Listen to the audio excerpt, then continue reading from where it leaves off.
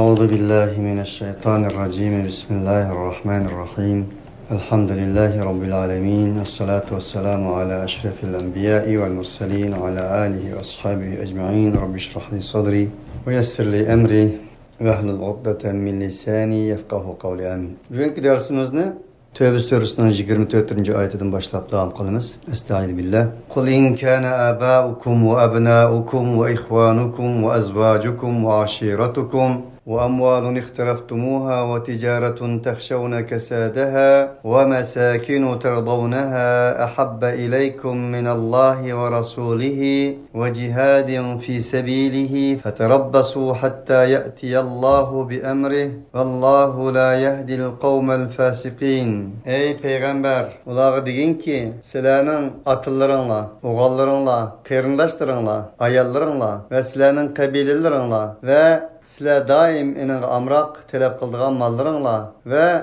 onun kasat bolup ketişten korkaydıgan ticaretlerinle ve aynı devamlık razı oladigan, ininden rahatlanadigan mesakin, mesken imaretlerinle sizlerge nisbeten süyümligerek bolsa, ahabbe, süyümligerek bolsa, sizlerge nisbeten Allah'tan ve Allah'ın Resulü'den süyümligerek bolsa ve Allah yolunda cihat kılıştığın süyümligerek bolsa feterabbasu sile kütünla. Allah subhanahu ve ta'ala'nın emrini kütünla. Allah subhanahu ve ta'ala'nın buyrugunu kütünla. Allah subhanahu ve ta'ala'nın silerge keladigan musibetlerini kütünla. Vallahu la yehdil kavmel fasikin. Allah fasık kavmini doğru yolga yeteklemeydi. Ve ma yudillu bihi illel fasikin diye ayet ile okşaş. Ayette Allah fasık kavmini azdırdı dedi. Meyede fasık kavmini doğru yolga başlamaydı dedi.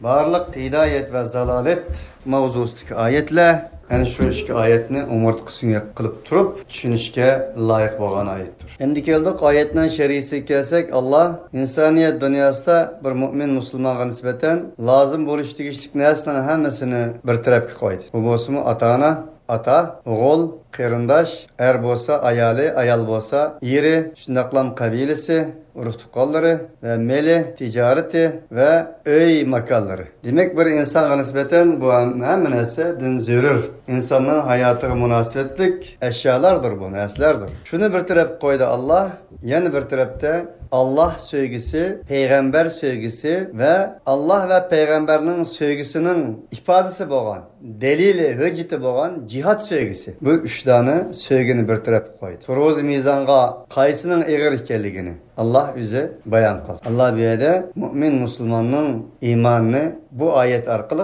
jingladi. Allah Taala barliq insani hayotidagi bu eşyalarni zikr qilganida ananı zikr qilmadi. Ve ummahatukum demedi, desi deydi Allah. Nurgun ayetlerde ummahatukum deb keladi. Nima uchun abaukum ve ummahatukum demedi degende ana sevgisinin, ana mehrinin, ana muhabbetinin tabii ekanligi. Ana muhabbeti bir insan nispeten demisimi daim ele devam aldıda turdiganligi ve turish tegishlik bo'lgan bir sevgi muhabbet ekanligi. Turish tegishlik bo'lgan bir aloq ekanligi. Anının balığı boğan mehrinin bedelsiz, karşılıksız ceza mukafatını oylamasdan buladıqallığını Allah tutmak. Şuna olan birge anının mehri şefkati. Ana rahmeti olsa Rahman Taala ve Tekaddes'nin rahmet şahçılarından bir ekanligi. Peygamber aleyhissalatu vesselam'ın ifadesi bilen Er-Rahimu şecnetun mine'r-Rahman. Anının rahmi, anının bebekler bağcısı, anının buaklar yatığı, anının buaklar büşüge boğan o əza Rahman Taala ve Tekaddes'nin rahmet tecellisinin şahçılarından biri. Bu acayip çünkü managa ega. Qandaq olup Allah anadan ibaret bo'lgan, insaniyet dünyasida en xorliq çekken, cehalet devrinde en xorliq çekken ve çekivatkan bugün günde hem. Bugün gündeki cahiller terfedin. Bugün gündeki atanmış cehalet terfedin. Eti Müslüman cahiller terfedin. Xorliq çekivatkan anadan ibaret bo'lgan bu aziz məxluqның buaklar büşki bo'lgan rahimi alayda xas azasını Allah subhanahu wa ta'ala Peygamberinin tili arkalık şecnetun minerrahman. Rahman Teala ve Tekaddes'nin rahmetinin bir şahçısı dedi. Elbette bu mümin Müslümanlığa nispeten, bir insana nispeten, bir Adem'e nispeten, insandaki insana nispeten çonkur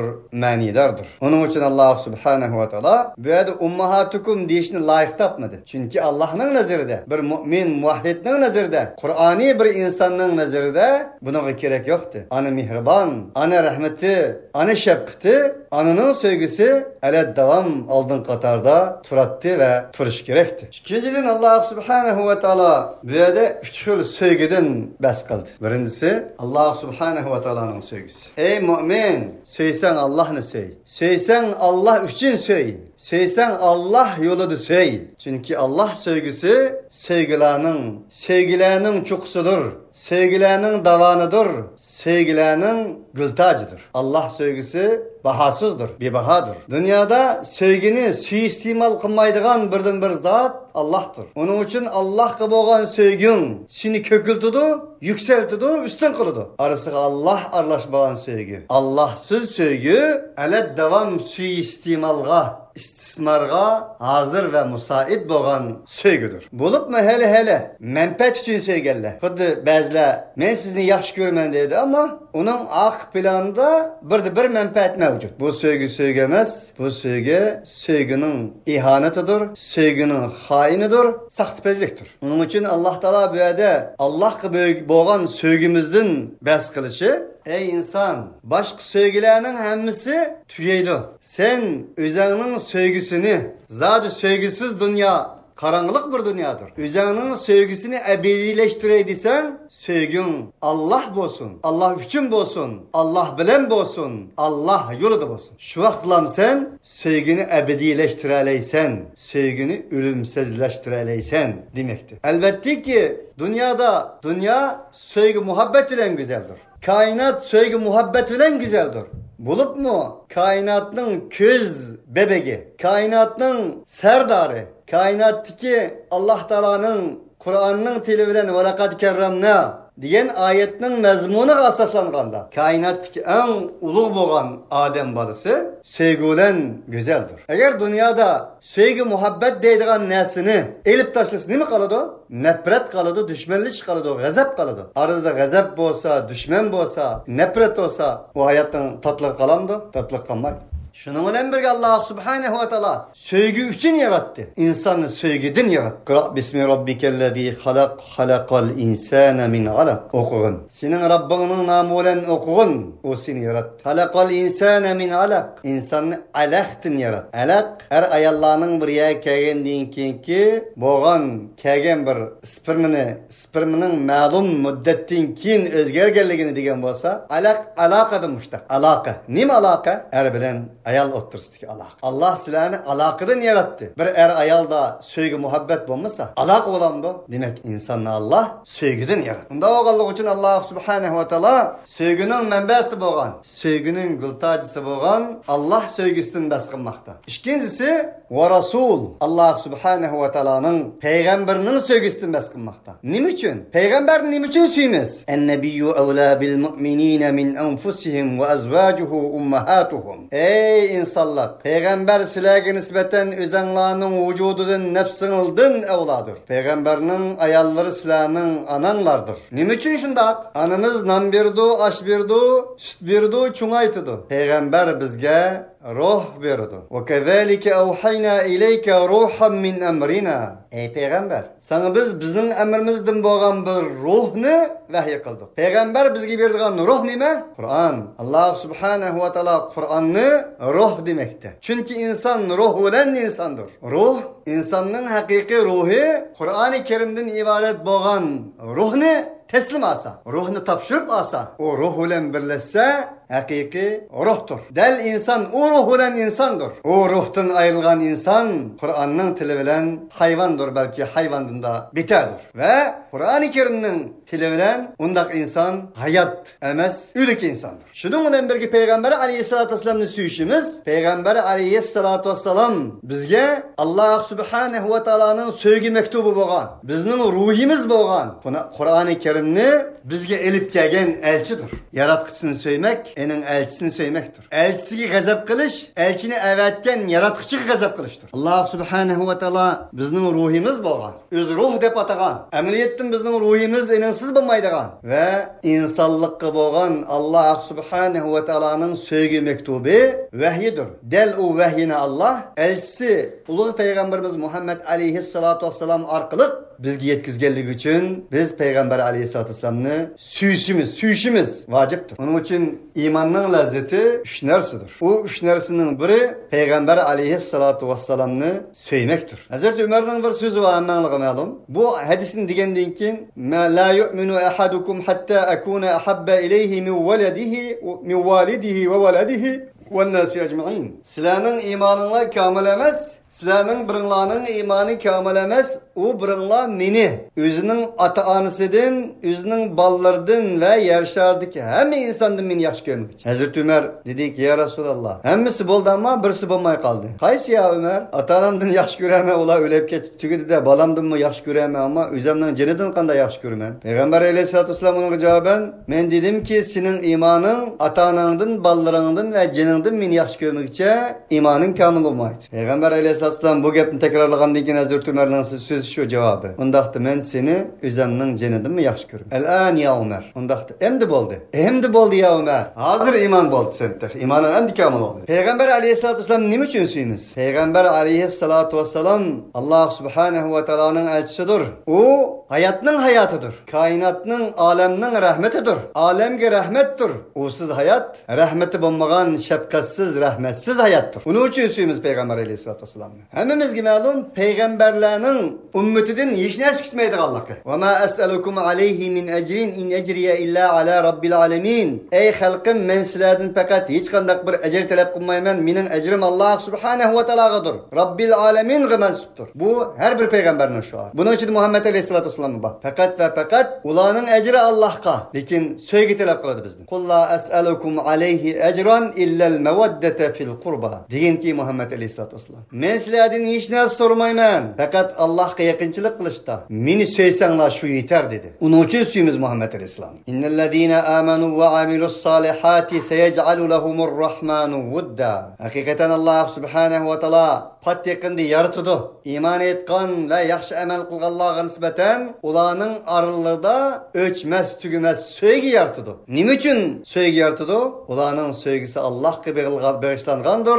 Allah üçün bağışlangandır. Allah yolunda bağışlangandır. Peygamber üçün bağışlangandır. Peygamber yolunda bağışlangandır. Onun için Allah subhanahu ve taala peygamberlerine nisbeten özünün ümmetinden ecri elişini tostu. Men yıkıldı onundan. Mutlak. Ama peygamberlerinin ümmetinden sevgi muhabbetini, dostlukni, sırdaşlıkni talep kılışını Allah buyurdu. Kul la es'alukum aleyhi ecran illel mevaddete fil kurba diyişarkılık. Üçüncü bir sevgi. Cihat sevgisi. Cihat tekrar demen ki bir insan balısının, bir mümin muvahhidinin kuludan kilişçe, kudretinin yetişçe, ma vasiathul hile, iktidarının kuludan kilişçe, iktidarının yetişçe, Allah'ın sözünü insanlığa anıltış, onun olan yaşaş ve yaşatış maksidi, kılgan köreşlerinin hemmesi cihattır. Kalem bilen bolsun, elem bilen bolsun, can bilen bolsun, mal bilen bolsun, söz bilen bolsun, öz bilen bolsun. فَلَا تُطِعِ الْكَافِرِينَ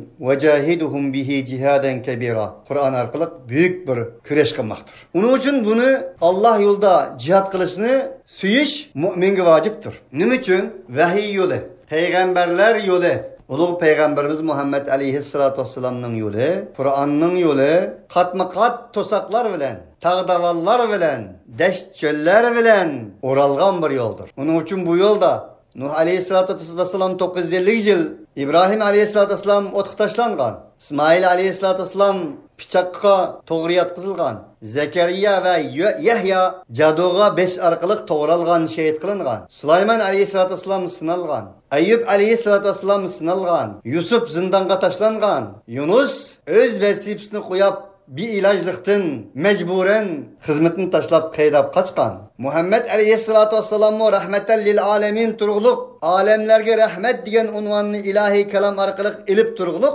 o'zining tug'ilgan zeminiga kindik qenit tükilgen zeminiga patmasdan taifelerge chiqqan, tayoqlarni yegan, o'tlarda tishlari tushgan va mecburi Medine'ge Aviz Hazraj kabilesinden ibaret bo'lgan urishqoq bir bedevi kabilini Medine'ge aylandı olan. Bu asan mı? Bir sevgi muhabbetinin kurbanı olması bu iş. Sevgi muhabbetinin bedeli olmasa, sevgi muhabbetinin çeçilgan kuşperegilik unçilleri olmasa, bıraklık unçilleri olmasa, sevgi muhabbetinin neticesi olmasa, sevgi muhabbetin tuğulgan bu akla olmasa, nime? Cihat nasibimiz. Çünkü cihat insaniyetinin ebedi bəxt saadetinin ismi bo'lgan. İslam ne? İnsaniyetinin ruhi bo'lgan. Kur'an ne? İnsan bilen uçraştırmaktır. Ve uçraştırış jarayonida to'salgan, to'saq bo'lgan, davam bo'lgan, tağ, davan, deşt çöllerini kezip, şularga uçraş maqsadi qilgan, uçraştırış maqsadi qilgan, qilingan hareketlerinin hemmisi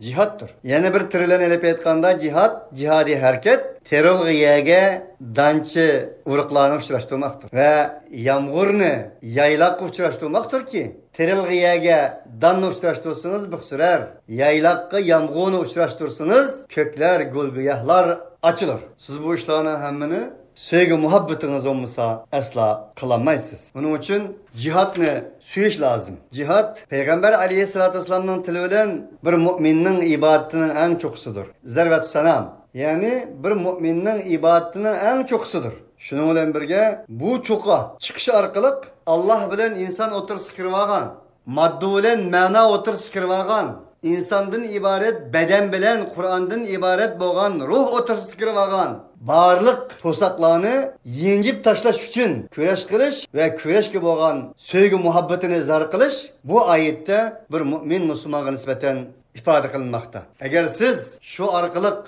dançını tuprakka, insan bedenini ruhka, yağmurunu yaylakka uçuraştırış için sevgi muhabbetiniz olmasa, küreş kılmışsınız, cihat kılmışsınız. Her bir insanga nevbaharda, başbaharlarda çiçek açıp cilve kılıdığan o güzellik timsali boğan gül çiçeklerini, baharını, bağçını, cennetini kandak kolu keltirsiz ki? Bu ayet nimançla turib ketadigandı bu adam deyishinglar mumkin. Qaranglar ayetning oxirisiga. Fatarabbasu. Siz bu kadar o'ylanmasınız, bu kadar qilmasınız, Allohning emrini kuting, azobini kuting deb bulab, ummi yetmaydi ha. Vallohu la yahdil qawmal fasiqin. Shunda qilmasınız siz fasiq demakchi. Bu maddi eşyalar bilan bu üç narsning muhabbetini bir yerga eklab turib, bu üç narsaga bo'lgan sevginiz ilgari ifodalangendek ifodasini topmasa, siz pasiqsiz demekçi. Siz özünüzni meyle müminlerinin mümini, aklanın eki, nimi degen bolsanız, siz pasiqsiz. Allah pasiq kavmini doğru yola başlamaydı. Onun için bir mümin muvahhidning hayatı köreş demektir. Bir mümin asker demektir. Bir mümin inqilabçı demektir. Bir mümin oygatqıcı demektir. Zadız balda oygatkan insanlarını, uxlavatkan insanlarga nispeten ya su sipip, ya bo'lmasa vaqirab, ya bo'lmasa dumbaq chelib oygatkan insanlarni kim yaxshi ko'rdi ki? Hech kim yaxshi ko'rmaydi. Oson emas bu. Ala inna silatallahi g'aliya ala va hiyal janna. Chunki sizning sodingiz qimmatlidir, tengdassizdir, bebahodir. O tengdassiz sodingiz jannatdir. Laqad nasarakumullohu fi mawatin kathiratin va yawma hunayn idha ajabatkum kathratukum falam tughni ankum shay'an va daqat alaykumul ardu bima rahabat thumma wallaytum mudbirin. Albatta jazman Alloh subhanahu va taolo sizlarga ko'p o'rinlarda nusrat ato qildi. Jumladan Hunayn kuni ham nusrat ato qildi. Hunayn hammamizga ma'lum, Toif bilan Makka o'rtasidagi bir o'rin. Bu g'azotda musulmonlarning soni 10 ning, qarshi tarafdagi Havazin qabilalaridan tarkib topgan mushriklarning soni 3000 ni tashkil topgan. Musulmonlar son sanoq jihatda eng chekiga yetgan. Ularning dushmanlari Badr va Uhud qargan chaqda bir ishkasi tuvan shunday bir holda uchrashgan edi. Ammo musulmonlar u yerda mag'lub bo'lgan edi. Shikast yegan edi. Alloh taolo mishal milada dedi. Ko'p yerlarda Alloh subhanahu va taolo sizlarga yordam berdi. Uning kuni yordam berdi. Shunday bir vaqtda yordam berdiki, sizlarning ko'pliginglar o'jbiga tashlagan. O'jbi degan bu bir qancha lafzlar bilan keladi qarindoshlar, kibr, o'jbi, riyo, faxr deydigan. O'jbi degan nima deganda, bir insonning yoki bir jamiyatning o'zining ustunligidan foydalanishi, faxrlanishi. O üstünlük ya baylık olsun, ya mana shunda sani köpük olsun, ya bo'lmasa bir odamga nisbatan chiroylilik olsun, er ayol olsun mesela, güzelliği olsun chiroyliki. Ama o bu qandaq olmasın bir üstünlük tüpeylidən faxrlanishning o'zi Ucb deyiladi. Mana bu yerda Alloh subhanahu va taolo sizlarning ko'pliginglar o'zbiga tashlagan edi. Va albuki falam tughni ankum shay'an. Va albuki sizlarning o ko'pliginglar sizlardan hech narsani bejat qilolmadi. Va daqat alaykumul ardu bima rahubat. Zimin yer shari o kadar kengligi bilan turib sizlarga tar oldi. Qachdigan yer yo'qdi. Bizden bağı kinaya. Zimin tavalda, zimin taliq geldi de koyunuz. Yani insanların beşiğe kötülemegedek bir sınav kes aşında deyimiz bizden. Allah Teala delmiş ya davat deyik ki sizlerin köplüğünle sizlerin teheccüd kutaştıgan idi. Ama bu sizlerin hiç kandak bir nesidin bir hacet kılanmadı. Yer şari kenarlık olan turup sizlerge kandak kaldı, tar geldi. Sonra vallaytum mudbirin an deyik deyin silah akılını kılıp kaçtığınlar. Fakat Peygamber Aleyhisselatü Vesselam'ın etrafıda Bedir gazetedeki bir qancha kişi Resulullah'ını qoğdap tuğallığı, qağallarının hemisi kopap kaçqallığı ayette enik deyilglikmemiş edi. Qağını siret qarsanlar çıkıdı. Thumma enzelallahu sekinetehu ala rasulihi ve alel mu'minin ve enzele cunuden lem teravha ve addebellezine keferu ve zâlike cezaul kafirin. Anın deyken Allah subhanahu ve teala özünün sekinetini düşürdü, özünün Resulullah'a ve müminlerge. Ular kömeydiğen manevi bir kuvvet bilen, askerler bilen Allah düşürüş arakalık ulanı kolladı ve kafirlarını azapladı. Kafirlarının cezası en şundak bulat. Allah subhanahu wa ta'ala bu ayette varlık inkılabı küreşlerinin bulup mu Allah yoldaki küreşlerinin Allahsız bulmaydı Allah. Allah'ın yardımsız bulmaydı Allah. Şunu olan birge bir mümin Müslüman'a nispeten bir cemiyet, İslami bir askeri kuvvetke nispeten kandak olmuşsun meyli teknik cihette, meyli san cihette, meyli kural cihette, meyli iktisadi cihette düşmanlardan köp güçlük boğan takdirdi mu? Biz endi g'alaba qildik deb faxrlanishning bir mu'min axloqiga, mu'min tasavvuriga yoqmaydiganligidan iborat bir haqiqatdan Allah subhanahu va taolo o'tirib qo'ymoqda. Xuddi Yusuf alayhissalatu vassalam turmida yotgan chaqda turmushi ikki turmudishi chiqib ketadigan bo'ldi. Chiqib ketganda Yusuf alayhissalatu vassalamga dediki, biz turmudan chiqib ketmoqchi ya Yusuf, gaping bormi deganda, xo'jamga deb qo'yinglar, meni unutmag'ay. Payg'ambarlarning sinig'i payg'ambarlar qadar bo'ladi-da. Allah subhanahu va taolo unutdi Yusuf alayhissalatu vassalam.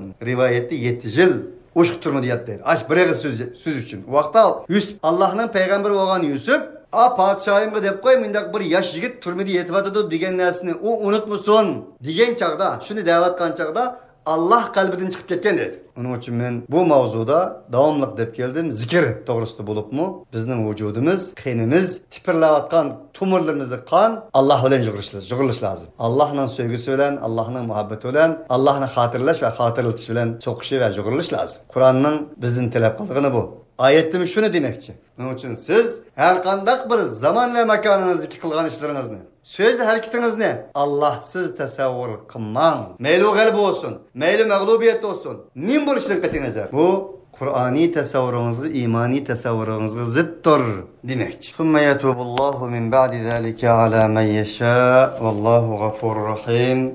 Anındayken Allah subhanahu wa ta'ala aşındayken tövbe bir dolağa xalagan kişilerge. Xalagan kişilerge degeni Allah tövbe kılganını xalaydı. Tövbe kıl dedi. Tövbe kılsan mağfiret kılaman dedi. Allah'dan xalagan. Şuna bir adam tövbe kılsı mı? Yaxşı yolga mansı mı? Yaxşı yoldan qaysı mı? Allah halis tövbe kıldı, halis tövbe verdi, halis tövbe vermedi demez bunun manası. Allah tövbe verdi. Tövbe vermeseydi tövbe kıl iyi kulum demez de Allah. Allah insan emez. Allah halik durmaklık emez. Vallahu gafurur rahim. Allah mutlak mağfiret kılıcıdır.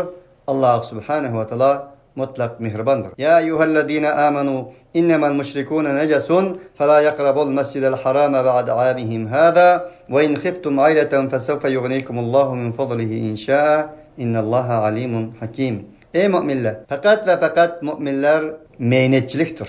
Necistir degeni bizde necis degan bu kelimemi qabul qilingan bo'lib, ma'nosi bilinadi. Ammo bizning Uyg'ur tilimizda bo'lganligi uchun meynetchilik pislikdir, pislik. Bizden pisi deb qo'yamiz ya, bak meynetni. Nima degan pis ekan bu?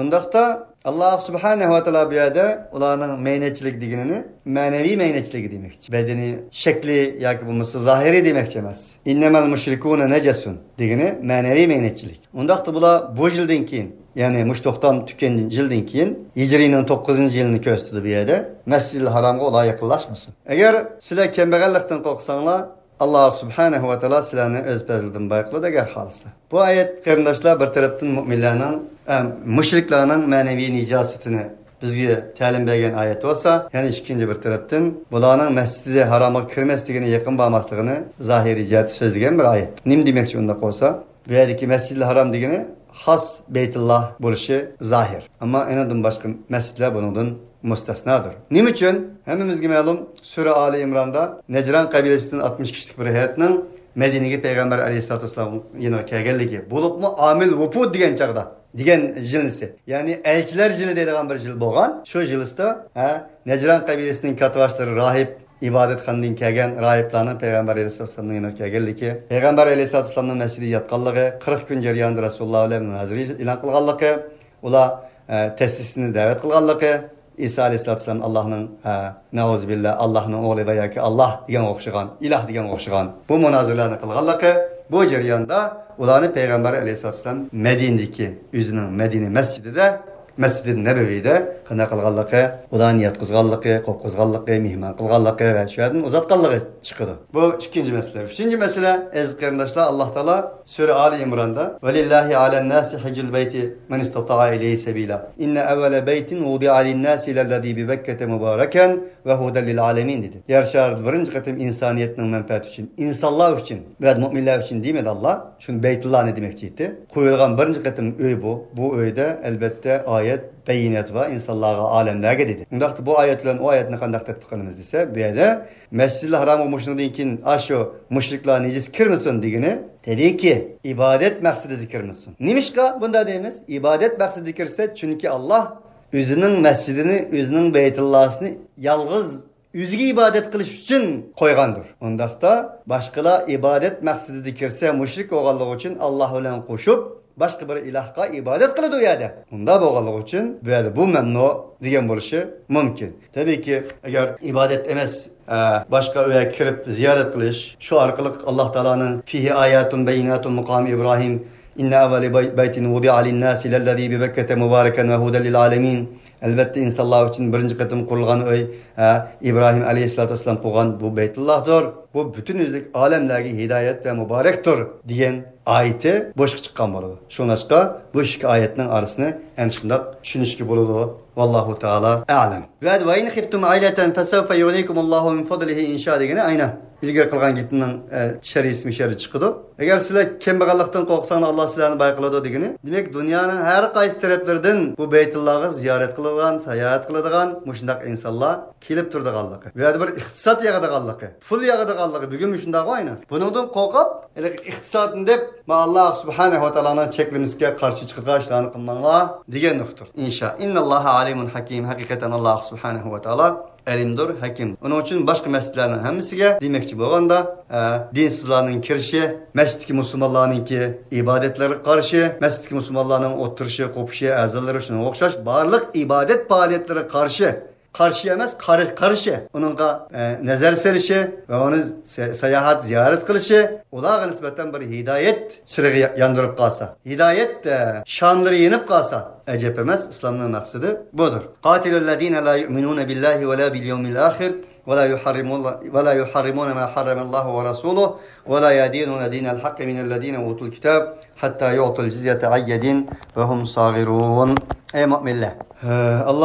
Allah'a iman etmeyen, ahiret gününe iman etmeydiğen, Allah'ın haram degenini haram bilmeydiğen, Allah'ın Resulü haram kılıp bayan kıptagen nesini haram bilmeydiğen ve Allah'ın hak dinini hak bilmeydiğen o insanlar ehli kitaplardan ibaret idi. Minellezine utul kitap. Ehli kitaplardan ibaret boğan, Allah'ın hak dinini hak bilmeydiğen, Allah'ın Resulü haram kılanı haram bilmeydiğen, ahiret kişilmeydiğen ve Allah kişilmeydiğen insanlara can ilan. Hatta yu'tul cizyete ayyedin ve hum sagirun. Hatta ki ola, belgeler olar cezyeni har boğan aletti. Bu ayet mehem cık şerileştirişlik boğan ayetlerden biri.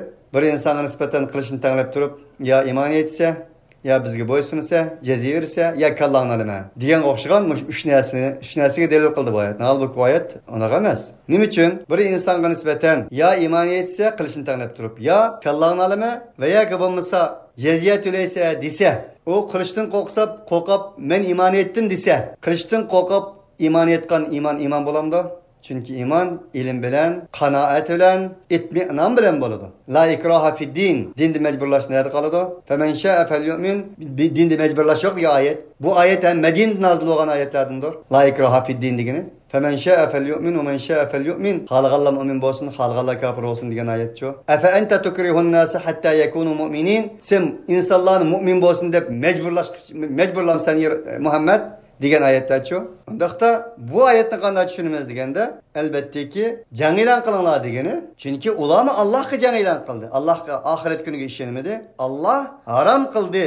Qilgan narsa harom demidi. Ve Allah Subhanahu ve Taala'nın hak dinini, hak demedi. Onun karşı çıktı. Bunda kılgan şeraitte sizler ular qanday qilinglar, jang e'lon qilinglar. Ama bu yerdelik ya jaziye versen ya kallanglar ben degan narsa bu ayetten chiqmaydi. Nimishqa ilgirki ayetlarni bir yerga ekilib turib tushundiq aşıyorsa. Hem ikkinchisi jaziye degan nima? Jaziyeden qo'rqib musulmon bo'ptikan deydi mustashriqlar. Jaziye degan nima? Zodi u jaziye qo'rqib enidan qo'rqib musulmon bo'lgandek bir miqdori var uning. Deganda jaziye to'g'risida olimlarning o'xshash bo'lmagan ko'z qarashi bor. Jaziye umuman qilib aytganda o'shir zakatning 10dan 1ga to'g'ri keladigan narsa. Har qachon Alloh taolo tarafidan bizga farz qilingan, musulmonlarga farz qilingan zakat ve öşürler onundan bir neçesi üstün. Halbuki ehli kitap boğan Yahudi Nasaralar cezinin qanday ekanligini, qanchalik ekanligini, İslamni qabul qilib, İslamga kirgandan keyin qanchalik iqtisod berdiganligini. Tabiiyki İslamga kirsa endan jiqroq berdiganligini bilmamdi. Shuning bilan birga ceziye jazodan mushtaq.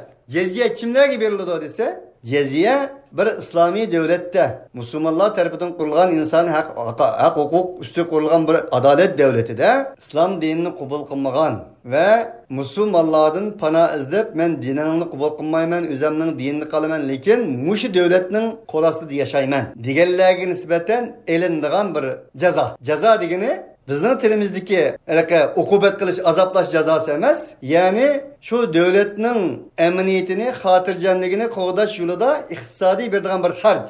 Bugungi kunda uni nima deymiz? Boj demdik. Shuni o'xshagan. Ening sirt ayollardan elinmaydi.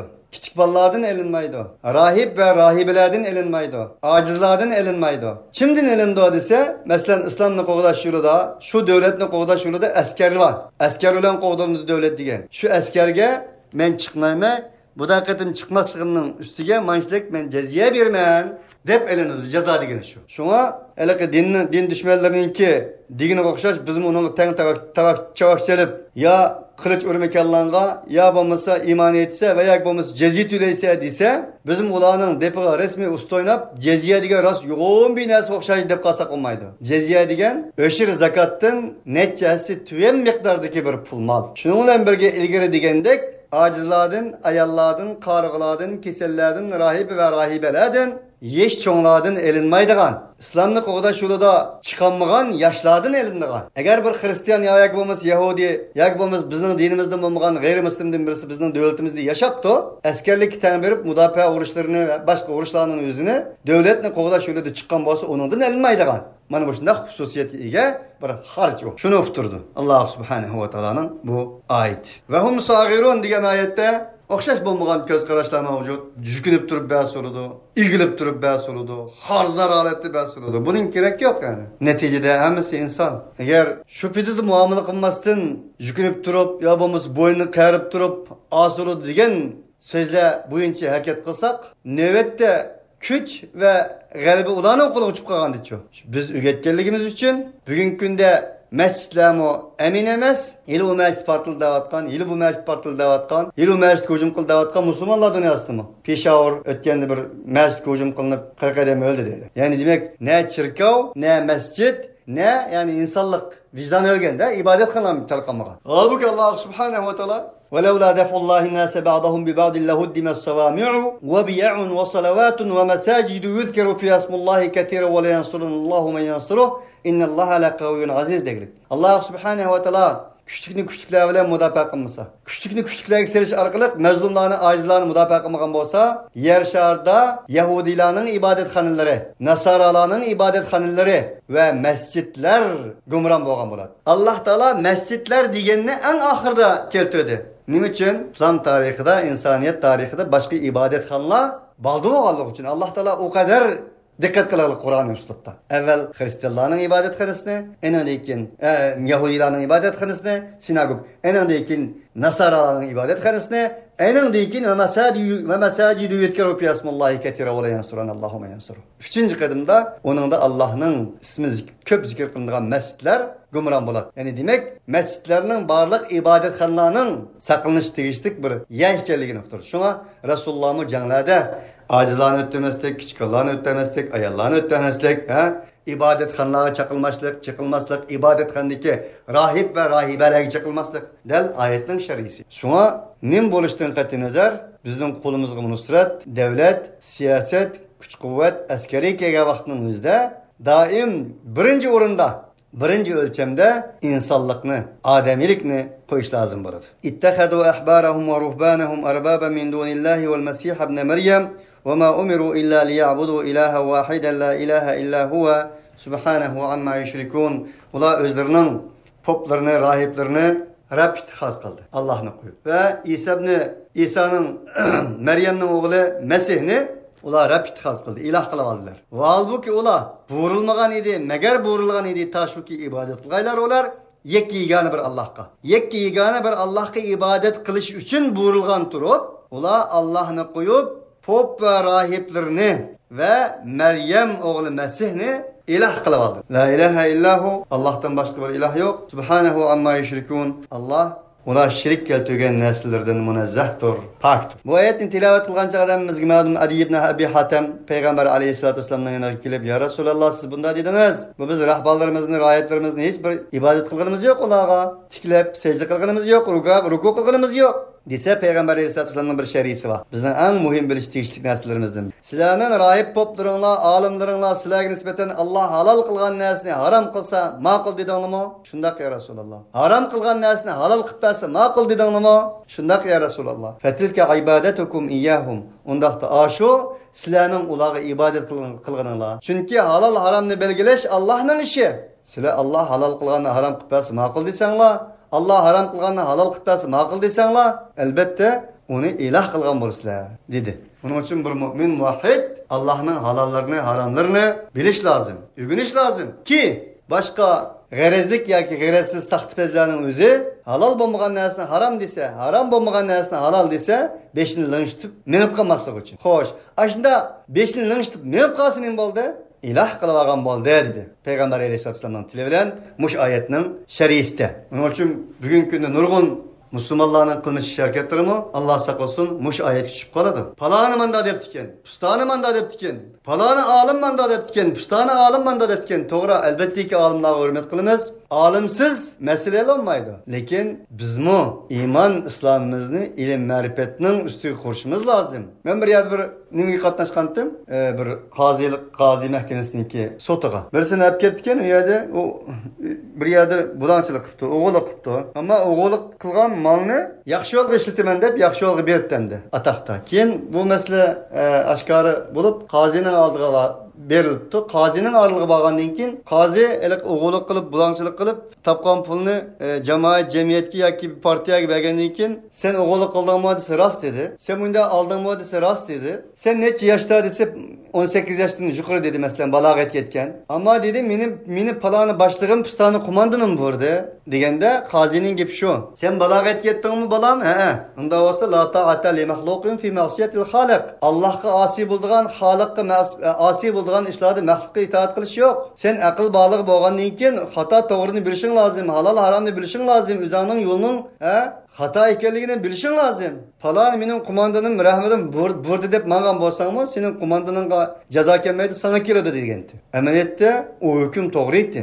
Uning uchun Alloh subhanahu va taolo qiyomat kuni shaytonga agash kishilarni do'zaxga solib qilgan chaqda agash kishilar shaytonga malomat qiladi dedi Allah Qur'onda, sura İbrahim'de. Şeytan olarak nispeten fala talumuni ve lumu anfusakum. Meni malomat qilmanglar. Faqat men mayolga mang desam mangdinglar, ijobat qildinglar. Unda olgandan meni bugun malomat qilmanglar. Malomat qilsanglar foydasi yo'q. Men devzaqda, sizlar devzaqda dedi. Oyat bu. Unda olganlik uchun bu yerda oyat to'liq nozik, to'liq xatarlik bir agalandirish bilan bizni agalantiradi.